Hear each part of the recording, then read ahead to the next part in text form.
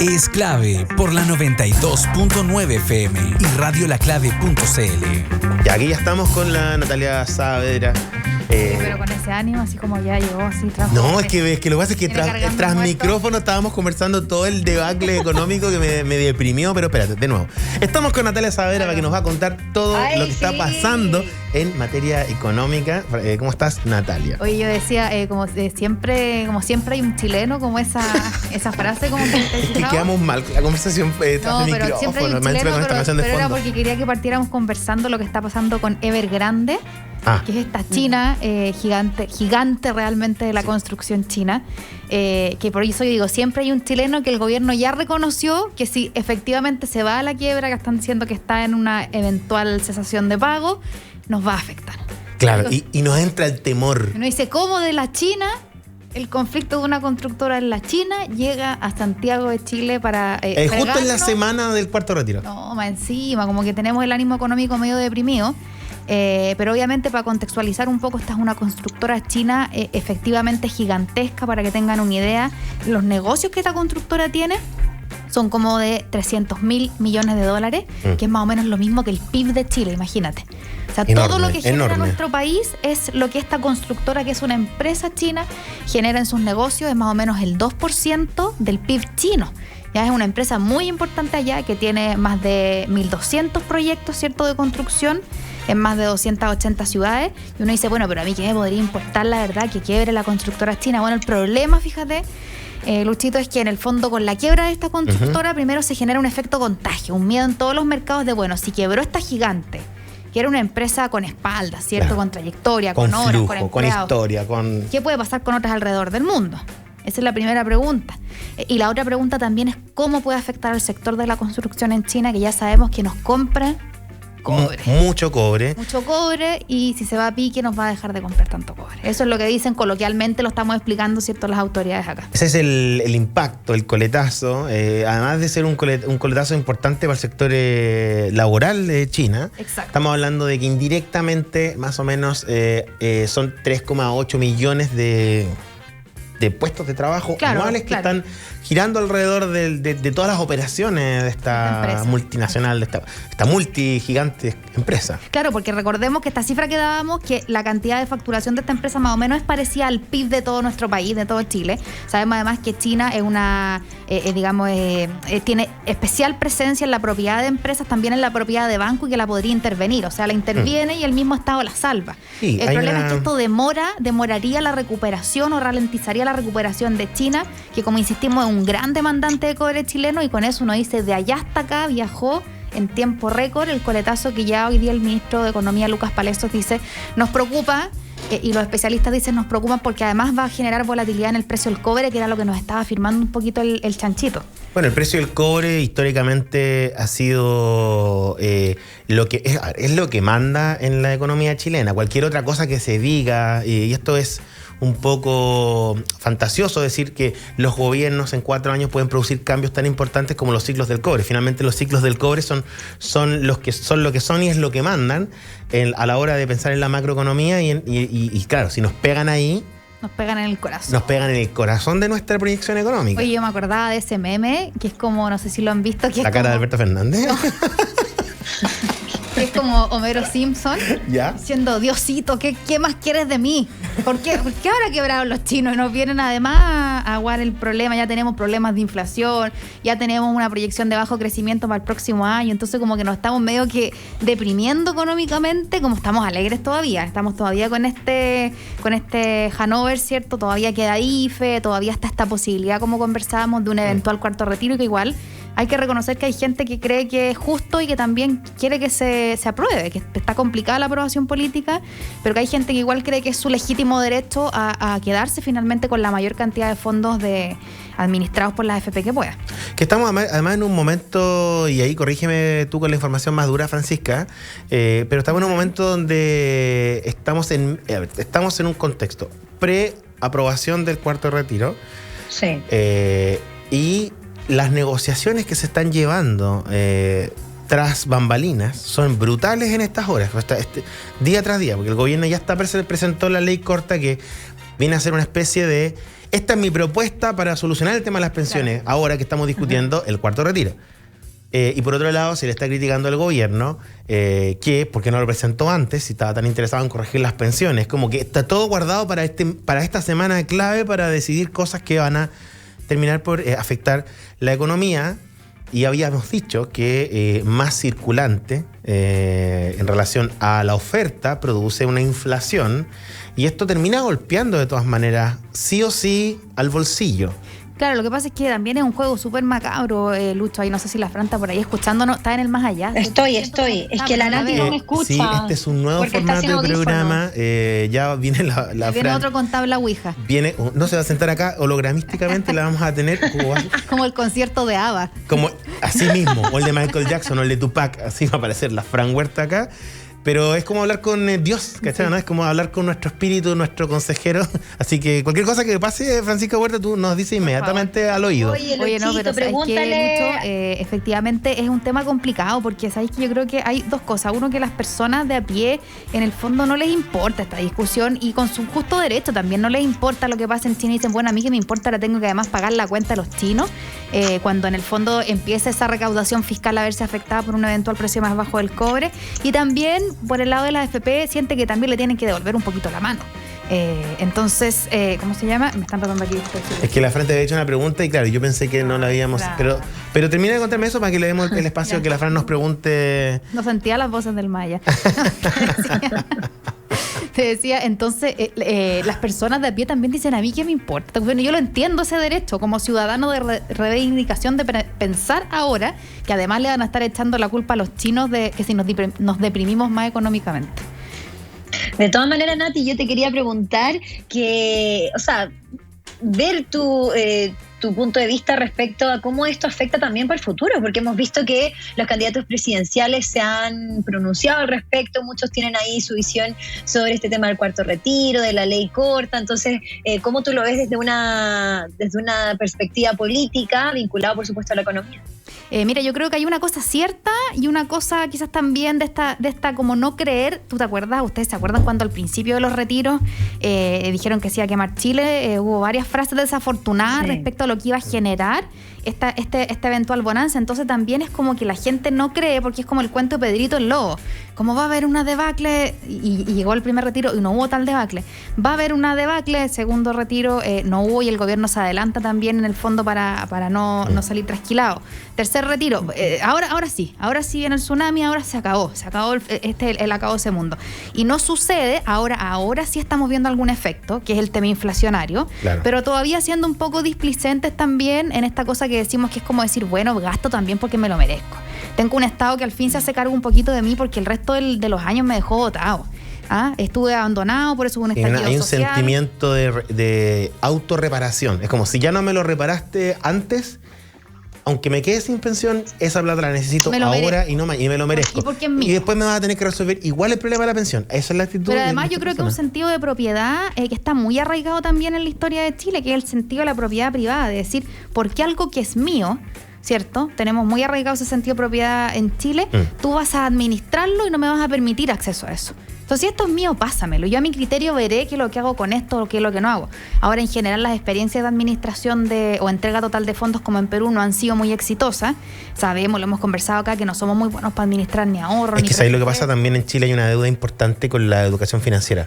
Yo creo que... Claro, pero tampoco todos podríamos salir a súper invertir esta plata. No, pero me refiero a educación financiera. A ver hay, aquí el típico comentario que suena como, él no tiene problemas económicos. No, todos hemos tenido problemas distintos, pero cuando tenemos una parte importante de la población que efectivamente depende de estos retiros, y por otro lado, los sueldos mínimos son bajísimos, ya que eso es indiscutible, pero además súmale a todos esos hechos el asunto de que no hay educación financiera en la escolar, digamos, no hay una preparación para entender el mundo financiero, y a veces hace que no exista la conciencia del ahorro. Por eso existe el ahorro forzoso es cierto, el ahorro forzoso de que depende del trabajo, y ahora está el ahorro obligado también por el tema para los que boletean, porque efectivamente no pensamos a largo plazo. no solo nosotros no pensamos a largo plazo, sino que todo el sistema parece que no le importa mucho la calidad de ese largo plazo, ¿no? Como que hay una promesa futura de que de alguna manera va a andar más o menos bien, pero si eso no se va cumpliendo, se caen esas expectativas y la gente deja de confiar en esa promesa y se empieza a caer el castillo de a poquito. Yo creo que ahí, Lucho, opera también un factor medio psicológico, que es que los muertos no tienen bolsillo. Y uno, si se muere mañana, uno dice, bueno, ¿cómo me voy? Así tal cual vine hoy día al estudio, en el fondo, no me voy a llevar nada. Esa cosa como del egoísmo también, personal, de decir, quiero disfrutar la vida ahora, no quiero seguir pasándolo mal, no quiero seguir con penurias económicas, pero si hay que reconocer que se viene complicado. Fíjate que el otro día leía una expectativa del CEP, de la encuesta, que decía que una de las grandes preocupaciones de las mujeres, fíjate, es su nivel de pensiones, y la Asociación de FP ha dicho que una de las más afectadas podrían ser precisamente el grupo de mujeres más o menos 45 años, que podrían ver una baja de su pensión entre 15 y 70%. Dependiendo de la cantidad de plata que tengas y todo. Pero esa varianza es... Claro, lo que pasa es que las mujeres, el problema es que tenemos muchas lagunas. Muchas veces nos hemos retirado del mercado laboral por el tema de tener hijos, por propia opción, trabajamos medias jornadas, qué sé yo. Tenemos más tendencia a tener esas lagunas que son súper malas para acumular, digamos, esta cajita. Y una jubilación promedio más o menos de 177.000 pesos. Baja, en general parecía el promedio a lo que está proponiendo. Si mira, te iba a decir acá lo que preguntaba la Fran. Decían que la Asociación de FP dice, es cierto, que un 20% de los afiliados no tiene saldo en sus cuentas ya. Un 25% tiene un saldo inferior a 1 millón de pesos. Con un eventual cuarto retiro, aquí estamos dando la oficial, ¿ya? Los números oficiales que entrega la Asociación de FP. Dice un 45% de los afiliados del sistema quedaría con saldo cero. Y con un nuevo proceso, estos son más de 5 millones de personas. Ya le pegarían la última raspada a la olla. Otro pensamiento que ha estado circulando es que cuando dices que 5 millones de personas van a quedar con saldo cero, hoy lo que no se dice es cuánto es el saldo de esos 5 millones de personas. Es decir, una persona hoy día con poco saldo puede retirar hasta un máximo de un millón de pesos. Claro, hay ese tope. 25% que tiene 1 millón de pesos no tiene más. Exacto. Y de ahí para abajo. Entonces, si tienes 300, sacas los 300. Todo lo que te queda. Ahora, claro, jubilar con 300.000 pesos en el fondo de pensiones versus jubilar con cero, a nivel, digamos, el impacto económico de esa cuestión es prácticamente lo mismo para la pensión que va a recibir la persona, ¿no? Por eso también yo creo que ahí hay una visión, Lucho, que las personas más afectadas en este cuarto retiro podrían ser las personas que sí tenían un colchón de pensiones un poquito mejor. La persona joven que trabajó y ponte que en 3 retiros te sacó 12 millones de pesos.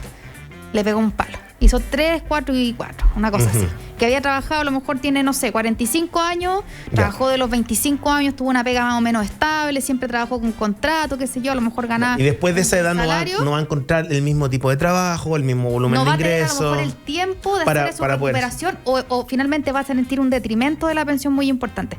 Pero yo creo que el tema más allá, como decís tú, Lucho, también aparte de la negocia política que preguntaba la Fran, que tiene que ver con cobradas más y menos entre las bancadas. Dicen que las negociaciones están hasta última hora dándose. Mañana esta cuestión se vota, está 93 votos, si no me equivoco. ¿A qué hora se da la votación mañana? No sé la hora, Lucho, pero sé que es con estos 93 votos que se están negociando con los jefes de bancada, dicen ya. Y hoy día, además, como decías tú, con esta ley corta, fíjate que si hay una cosa que hay que reconocer con el tema de las pensiones solidarias, que yo me acuerdo que mi abuela, ponte tú, decía, yo tengo pensión, como la visión de las abuelitas, las personas que no tenían pensión, gracias a la señora Bachelet. ¿Te acuerdas tú cuando surge sí, la primera? Sí. Pero a este gobierno le ha costado mucho instalar, como el decir, ahora tengo más pensión, que efectivamente había un esfuerzo por subir la pensión, que la idea es que queden 170. Porque además dentro de la ley corta, una de las cosas que se está usando a favor, digamos, en la mesa del gobierno, en la mesa del oficialismo, es que también se mete dentro de esta ley corta la intención de evitar las lagunas. Claro. Que es uno de los temas que justamente le hacen daño al sistema. Ya usted no puede jubilar con tanto porque tiene lagunas. Ahora yo creo que el tema, y si lo mezclamos incluso, fíjate, con el tema de los chinos que estamos hablando antes, que uno dice que no es mezclar peras con manzanas, sino en el fondo es que estamos llenos de necesidades sociales en un país que quiere un gobierno más preocupado de las personas, más subsidiario, te fijas tú, como más interesado en sus temas, y necesitamos para eso recaudar más platita y no solamente depender del cobre. Se está hablando mucho, lo podemos conversar en otra sesión de, se están discutiendo las exenciones de capital, que es toda la gente que hace un montón de movidas El tema de los arriendos, por ejemplo. Legales para no pagar impuestos, un montón de servicios que están exentos, cosas que quedaron en la cola de la reforma tributaria. Entonces, hoy día se dice en Chile, las personas que tienen capitales, que tienen patrimonios, pagan poquito impuesto. Podrían pagar más para también recaudar más plata e ir a solucionar este tipo de problemas. Pensiones, salud, educación, qué sé yo. Es lo complejo del tema de Evergrande. Evergrande, ¿no? Se llaman Evergrande. Tienen estoy pronunciándolo como... Les gustan esos nombres. ¿Te has fijado que los chinos como se ponen José? Fran se ríe, ¿no te ha pasado? ¿El patronato? Es verdad. Don José, y viene un chino así. Sí. Don José te va a traer la... Me ha pasado. James, una cosa así. Sí, no, es verdad. Bueno, pero ¿sabéis qué pasa? Lo que digo, Evergrande, al mismo tiempo en que ocurre toda esta noticia que nos impacta y que además habla el ministro de Economía, que es una autoridad en materia económica. Claro. ¿Ya? Entonces, digamos, Chile acusa recibo de este golpe, ¿no? Aquí hay un Estamos problema, acuso claro. recibo, me puedo golpear. Pero cuando te das cuenta del tamaño de la empresa y el volumen de ingresos que tenía en relación al PIB chileno. Si se cae una multinacional que es más grande que tu país, Claro, ¿qué puede pasar? puede caer mi país. ¿Qué viene? Podría quebrar mi país también. ¿Qué viene? Claro. Por eso te decía yo del meme. ¿Qué viene ahora? ¿Qué quiere? ¿Que siga comiendo empanadas para pasar esta angustia? No puedo. Oye, Nati, ¿y qué pasa con los temas de género? Porque tú lo mencionabas al principio de que, por supuesto, afectan todas estas medidas económicas más a las mujeres que durante mucho tiempo y sobre todo ahora con la pandemia, algunas han incursionado más en los temas de las pymes. ¿Cómo influye todo esto sobre todo a las mujeres? Oye, se supone que ahora deberíamos ver una ola o una tendencia de los empleadores, fíjate, Fran, a propósito de eso, a contratación de mujeres, porque uno de los focos precisamente la recuperación de empleo a propósito de este plan que tiene el gobierno con los subsidios laborales y también con esta comisión es propender a contratar más mujeres. De hecho, está como bien pensado o está enfocado en uno de sus puntos a que las empresas contraten mujeres y al parecer los subsidios, que son hasta 250.000 pesos del ingreso laboral de emergencia, están con un mayor foco en aquellas empresas que contraten mujeres. Precisamente porque piensa que antes de la pandemia la fuerza laboral era como de 10,2 millones de personas en Chile, hoy día estamos como en 9, se dice por ahí, entonces todavía hay como 800.000 personas, 1 millón de personas que no han retornado al mercado laboral.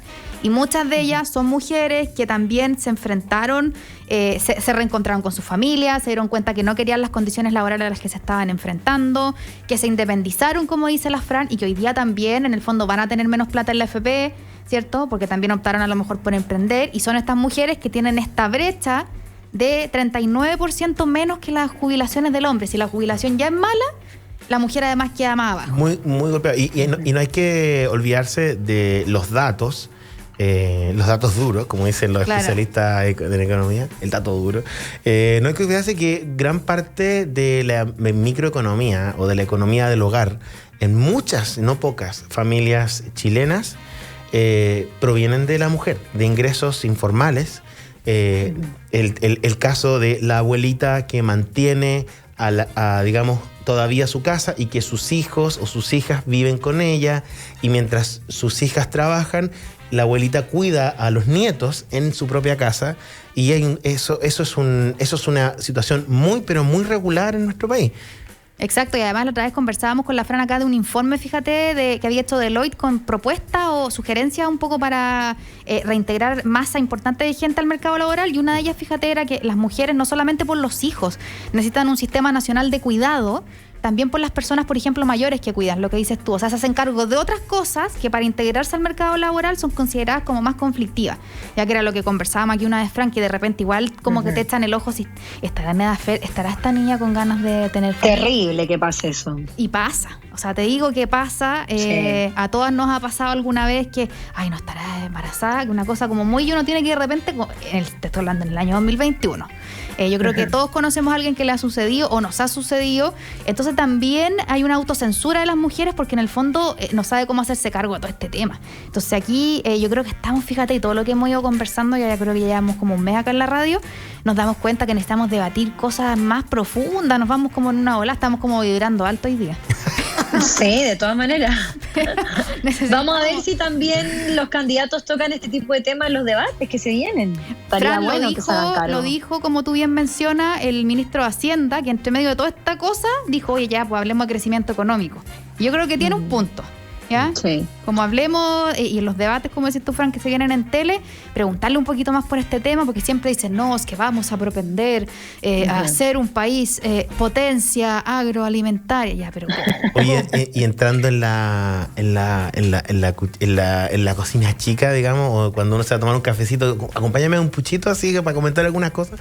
En materia económica, no sé si tú escuchaste hoy día parte de las declaraciones, y por eso lo hablo, porque hay responsabilidades de los abanderados que quieren ser presidentes de este país llamado Chile, que no sabemos para dónde va. ¿Escuchaste algo de las declaraciones de París? Y a mí me llamó sorpresivamente la atención el tono y la separación que él hace de su vida privada con este problema que tiene, y al mismo tiempo el partido de la gente, que su abogada ya estaba hablando como candidata, no hablaba como abogada, tenía tono de candidata, y efectivamente una de las cosas que decía Franco Parisi, que le preguntaban directamente, ¿es o no es violencia, digamos, en el hogar no pagar la pensión de alimentos? Porque tampoco se ha dicho cuánto debe, ellos dicen que no deben nada, pero cuando un postulante a la moneda le hacen esa pregunta, le dice, no sé, que los tribunales respondan. Estamos como muy dejando... Se puso muy leguleyo. Disculpa porque a la gente de leyes no les gusta esa palabra, pero no, como que se empezó a pegar a la letra. Es como cuando te dicen, oiga, usted está acusado en el tribunal, y te dicen... La típica, a mí no me han notificado. Pero tú sabes que hay una causa ahí. Pues a mí no me ha llegado nada, así que yo no lo sé, que lo van a ver mis abogados. Habla la abogada por él. Yo igual siento que, como que te digo, en esta como cosa, una media surrealista, siempre que nos pasa a Chile, entre que llegan los chinos, como que aparece el cuarto retiro, como que viene este señor pidiendo asilo político, unas cosas medias. Sí, como que de repente yo siento que estamos como en Truman Show y en algún minuto nos van a decir, ya, aquí está esto era broma. Aquí estaba la cámara. Había una broma, un mal sueño. Entre la cuerda con GPS, recordemos el programa de gobierno también de Gino Lorenzini. Periodísticamente no me estoy burlando, pero no lo considero serio. ¿Ya? Es que claro, lo que pasa es que, pero es que por eso por ahí va también un poco el crecimiento sorpresivo que ha tenido Franco Parisi, porque está asociado a estos movimientos de programas televisivos digitales. Ayer lo comentábamos con Juan Vallejo, que son una comunidad de YouTube que cree específicamente, cree a ciegas un poco en que aquí hay un complot. Y estos temas, ¿por qué tiene que ver? Porque tiene mucho, estamos en una semana muy clave para el desarrollo de la política, y todo lo que decida y todo lo que ocurra esta semana, ya en un año electoral, va a ir afectando nuestra economía.